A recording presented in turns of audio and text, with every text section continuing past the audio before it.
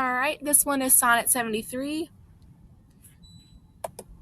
All right, this one is I think once again talking about death and how kind of talking about like your deathbed and he's trying to tell someone at their deathbed like just comfort them and tell them that like once you die it's it's peaceful, it's calm.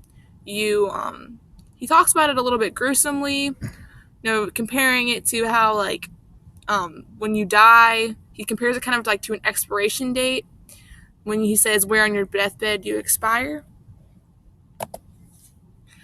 All right, poetry terms, metaphor, where on your deathbed you expire. Once again, compares human life to an expiration date.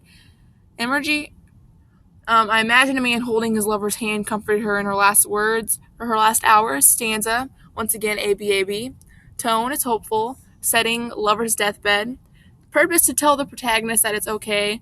Speaker is a sorrowful man. Iambic pentameter, Shakespearean sonnets lines are made of 10 syllables, unstressed followed by stressed. Allusions, when yellow leaves or none or few do hang. Historical background. This is a poem about his loved one dying and finding him in heaven. He tries to calm her and tell her to focus on him and that she will be okay. He says she will have to give up her other loved ones, but after a while it won't hurt. This is what family members and friends do to ones dying on their deathbed. They say, it'll be okay, I'll always be with you, just let it go. Sonnet 116. This is marriage vows. So he talks about how you should only marry if you're going to be completely devoted to one another, and you have to be willing to break down any barrier. He says in this, oh no, it is an ever fixed mark. He's talking about a lighthouse, and he's talking about a boat that's going through the sea, and all of a sudden a lighthouse comes up, and they don't know what to do. They can crash into it, or they can go around.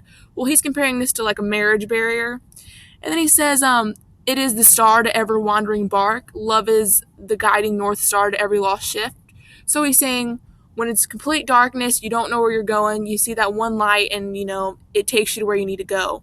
It's just saying you have to, think about all the goods in your marriage so you don't just give up. You fight for all the good. Poetry terms, metaphor, oh no, it's an ever fixed mark. Compares a lighthouse to marriage problems. Imagery, I imagine a couple standing at the altar confessing their love. Stanza, once again, ABAB. Tone is like indestructible, I guess, loving and hopeful. Purpose, to convince people to marry only if they're faithful and capable. Nowadays, people just give up on their marriage, or they marry too soon, or all that. You have to really know what you're signing up for. Speaker, man getting ready to marry. Rhyme scheme, ABAB.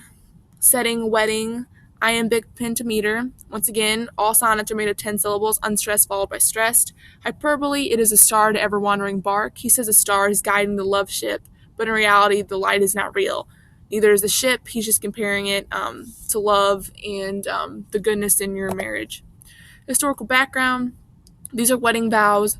He talks about spending forever with his loved one until death. He talks about that people should only marry if they trust each other and if they're capable and they can rely on one another and they don't give up easily. And vows are nowadays, vows are the most important part of the wedding. It's kind of like your time to shine and like tell your loved one exactly the way you feel and exactly what, kind of give them a little summary of what they're going to expect in the future and all that. And that's the end of our presentation.